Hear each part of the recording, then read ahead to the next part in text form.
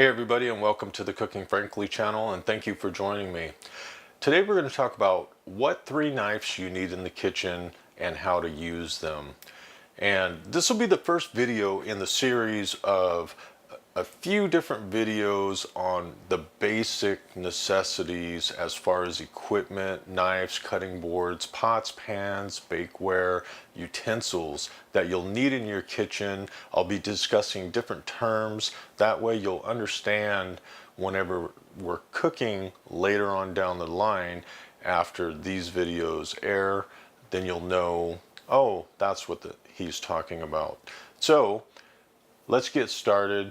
And first off, like I said, we're going to be talking about the different knives that we'll be using in the kitchen. And there's 3 knives that are going to do 90+% of all the work in the kitchen.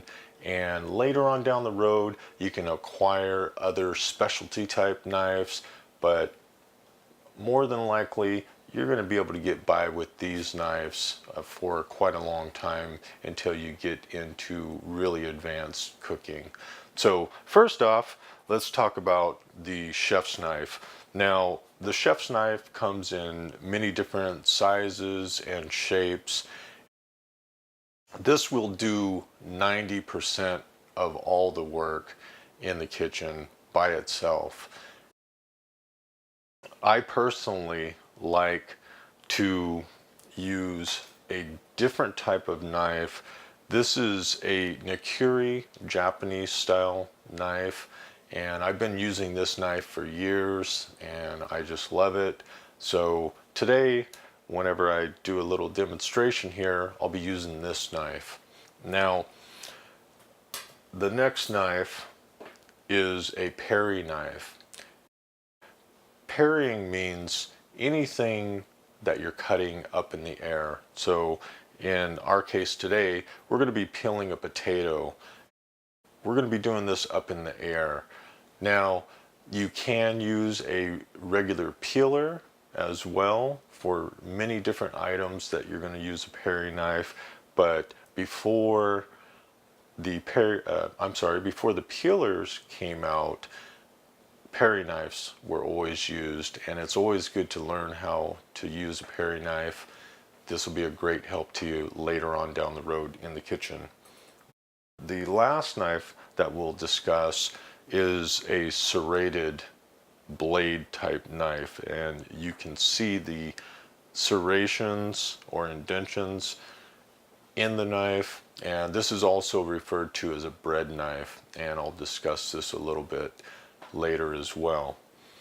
Now, all knives possess the same components. Now, whenever you look at a knife, on the blade, this top portion is called the spine.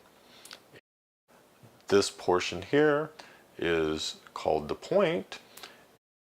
Whenever we move into the blade, which is the lower portion, which actually cuts the food, you have your tip of the blade, the middle section is the belly of the blade, and the very end is called the heel.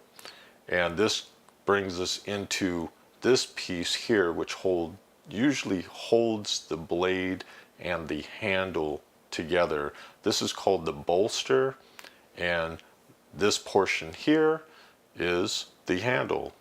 So all knives possess the same components, no matter if it's a Nakiri or if it's a Perry knife or if it's a serrated knife, they're all going to hold the same components. So how do we hold our knives? Now, I'm going to use this for my example here. I personally use a pinch grip whenever I'm using a blade like this, or if you're using a chef's knife, I use a pinch grip on these type of knives. The reason why I use a pinch grip is you have quite a bit more control whenever you're slicing or chopping, dicing, whatever you're doing on your cutting board. You have a lot more control versus if you're trying to hold your knife like this or like this. There's many different ways to hold your knife, but if you tried this grip, you might see what I'm speaking of. So in order to do this grip, and again, this is called the pinch grip, you're going to take your index finger and your thumb and you're going to pinch right at the very base of the blade here, just like that. And your other three fingers are going to wrap around your handle. So it'll look something like this. Okay, now that's one grip. Now with the Perry knife, you're going to use a different type of grip. And this is called the choke, like choke grip.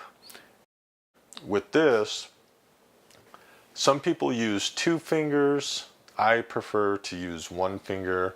I put it on the spine of the blade, which is the not sharp portion here, on the back of it, and then I wrap my other three fingers around the handle, and then your thumb is free. And the reason why your thumb is free, because you're going to pick up food and you're going to cut it in the air. So your thumb actually feeds the food into the blade. You're not bringing the blade to your thumb, because that's kind of dangerous. We don't want to cut ourselves. So your thumb helps feed the food into the blade. Those are our two different types of grips. Let me demonstrate now by peeling this potato,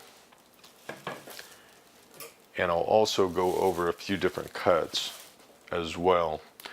Now we're doing peeling right now, so we want to have our finger, or if you prefer to use two fingers, like so. I prefer one, like I said. So you're going to start with peeling the end of the potato. And if you watch my thumb, you'll see my thumb moving as I'm cutting here. So it continues to push the food into the blade, not the other way around. So we'll just peel this potato up.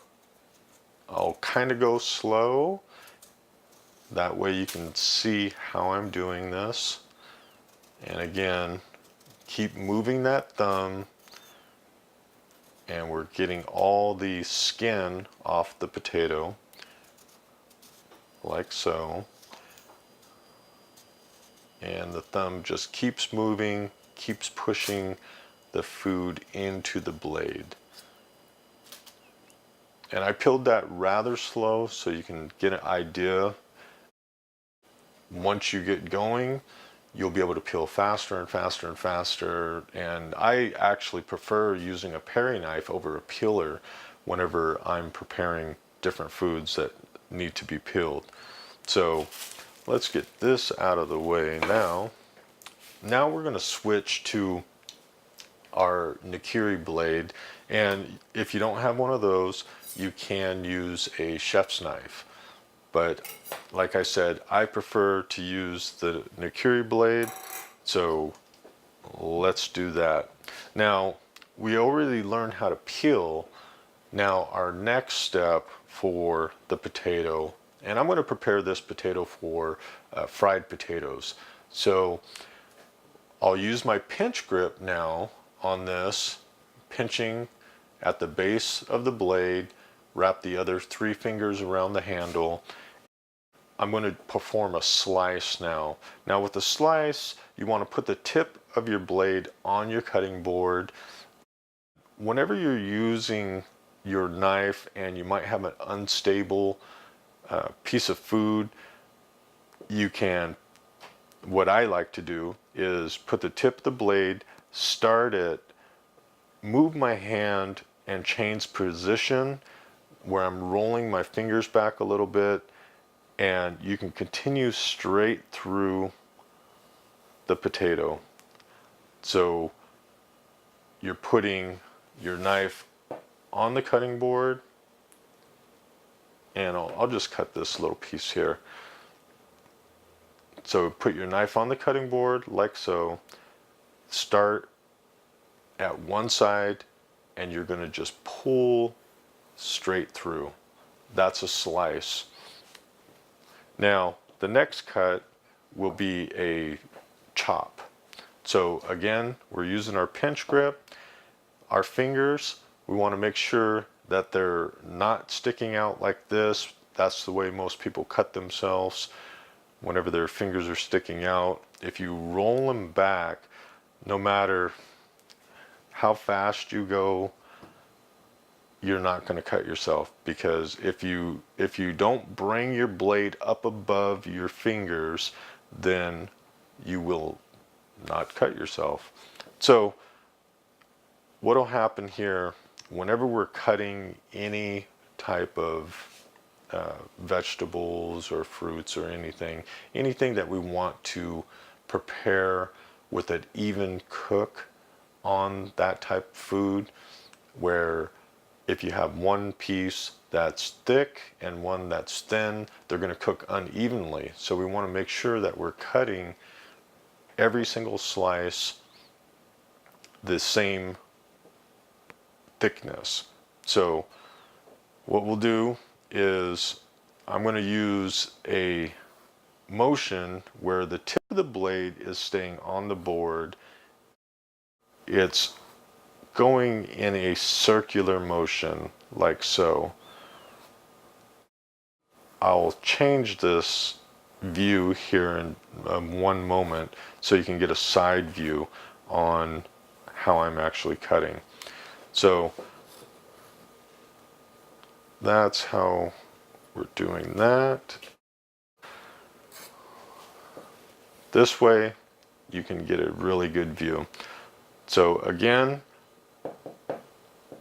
the point is on the tip of the board. We're going to cut through and continue in a circular motion. We cut all the way through, it slides back. The blade is just continually sliding on the board like so, and I'll over exaggerate this so you can really see what I'm talking about. Just like so. I'm going nice and slow right now. That way you can get an idea of what's being done. Now, as you get more skilled, you'll get faster and faster and faster. So let's chop this one up rather quickly. So I won't go too fast, but I want you to get a good idea of what we're doing here. Oop. And there we go. So we have different sizes here because I sliced the other one in half, and then these are larger sizes. The thickness is the same thickness though.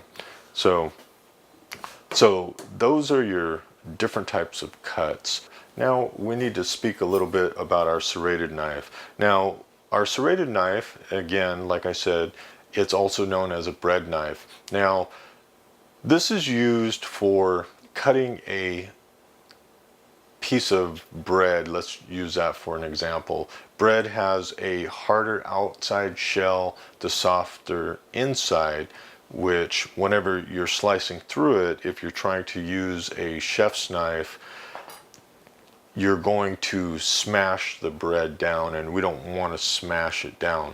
So that's why we'll use a serrated knife. A serrated knife can be used whenever you're slicing bread. If you're making cakes and you want to slice through the cake to open it up or take the top or the bottom off the cake, so whenever you're frosting it, it'll have a nice smooth surface. It's great for chopping or slicing tomatoes. chocolate, and a number of other things. So again, these are the three different types of blades that you'll use in your kitchen, and you should perform basically almost anything and everything, 90+% of everything that you need to chop, slice, dice, anything in the kitchen.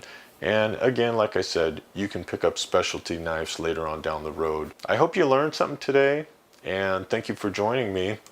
You can catch me locally on channel 93 for Comcast and 99 for AT&T customers. You can also find me on social media sites, YouTube, Facebook, Twitter, Google+. You can subscribe on those channels and ask me questions directly. Don't forget to subscribe, share, and give it a thumbs up, and keep on watching, keep on cooking.